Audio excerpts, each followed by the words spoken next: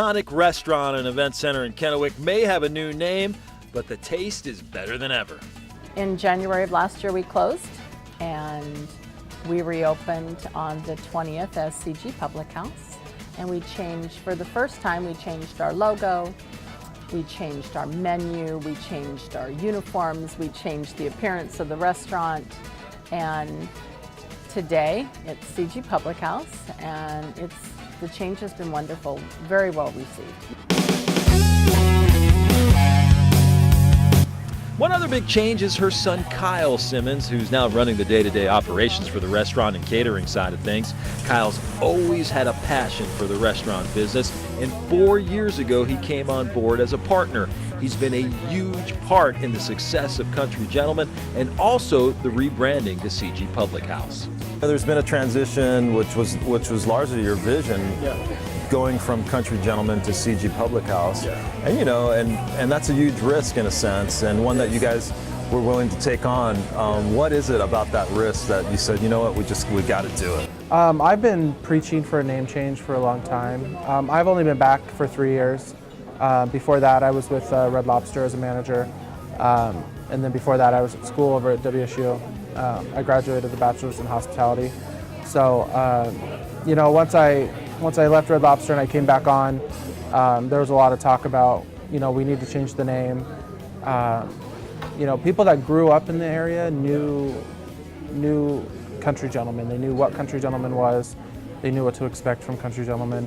But we're not the same area that we were 10 years ago.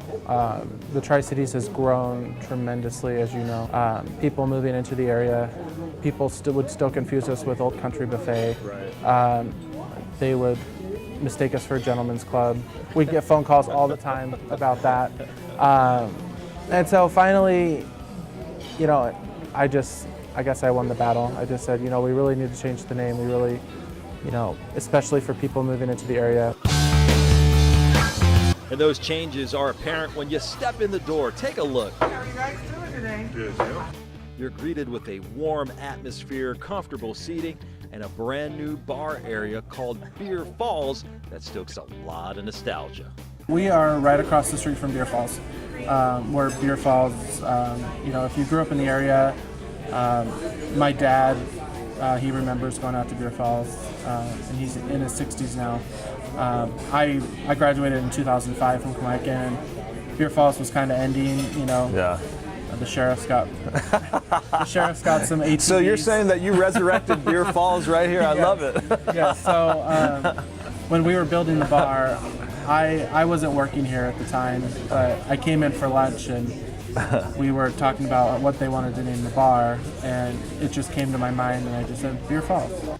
Customers like Jill and Dave Deshane say the name Beer Falls instantly brought back some great memories. First thought about me and this place right here is when I came out here and ate some breakfast one time. I was happened to be sitting out here in a booth, and I looked up and I seen this Beer Falls sign.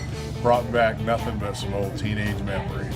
The best part about the bar here, Beer Falls, is that I was born and raised here, and so the Beer Falls incorporated with this new bar makes me feel at home. And Beer Falls packs some of the best craft beers in the Northwest. Well, let's talk about the craft beers that you have on tap. You know, we're going with local. We try to say Eastern and Central Washington, so, and Oregon. We've only got one Oregon brew right now, which is the Ordnance out of Boardman. We've obviously got Ice Harbor. We always keep the red ale on from Ice Harbor.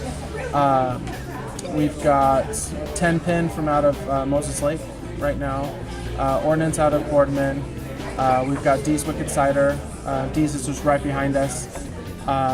So we wanted to make sure we represented them because they're probably the closest to us. Dailbreaker Top Cutter IPA. Nice. Have to have that, that's a staple. Oh yeah. Obviously have to have Coors Light. That's the only one that we just feel like we have to have for those guests that don't drink micro brews. So we try to give one tap to a brewery, and I try to rotate their beers on that one tap. 2 years ago, CG Public House started making their own sweet and sour mix, and they make some great margaritas. They're all made from scratch, and I can tell you firsthand, man, they were good. This is what they look like when they come out of the oven. You can still see that rub on there. All right, speaking of good, take a look at these babies. Kyle took me through how he puts together some of CG Public House's award-winning barbecue ribs and pulled pork sandwich. You can find these on the dinner menu or anytime that you order catering. My mouth is watering. Where are we going to start with these? We're going to start by taking the membrane off the back of the rib.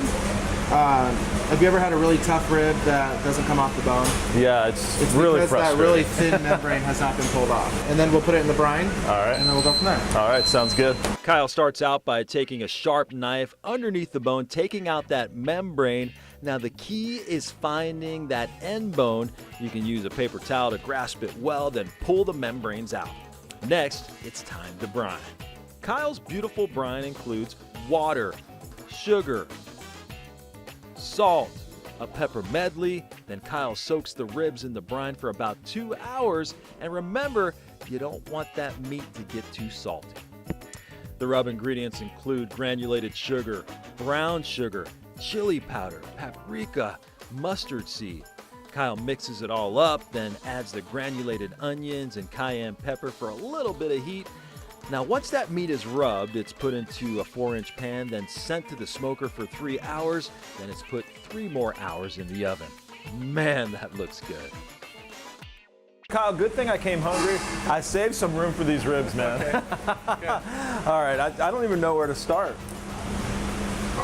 You know what? I'm just going in with the fingers. Yeah. This is, oh my God. This is heaven. If that's not enough, it's time to go for CG Public House's better than ever homemade biscuits and gravy. Kyle took me through the process of how he makes those from scratch. He starts out with some country ground sausage, and there's plenty of butter and flour as well. You add some warm milk, then add a little more cooked sausage. Then it's time to add the Cajun pepper, sage, and salt and pepper as well. Try these biscuits and gravy. Wow. It's a little delay there because I was like taking it all in. Now that I've gotten full taste of CG Public House, it's easy to see why this family-run business has been such an iconic part of the Tri-Cities landscape.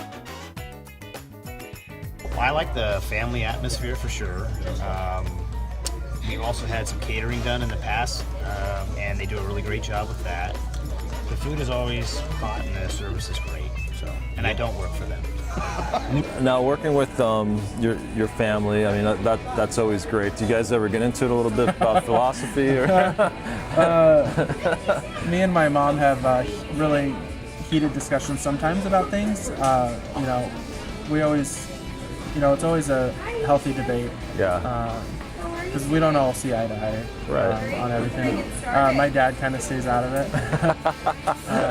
So whatever, he obviously has an opinion, but he always doesn't voice it. Yeah. Me and my mom are a little bit more vocal about our opinions, and but I think that's why, we're so successful. We're very proud of that, being able to let this business go to another generation. Yeah. Because the alternative would have just been to sell, when Right. Steve and I were ready to retire. And not doing that, I think people are like, wow, we're Yeah. going to have yet, this will be 4th generation.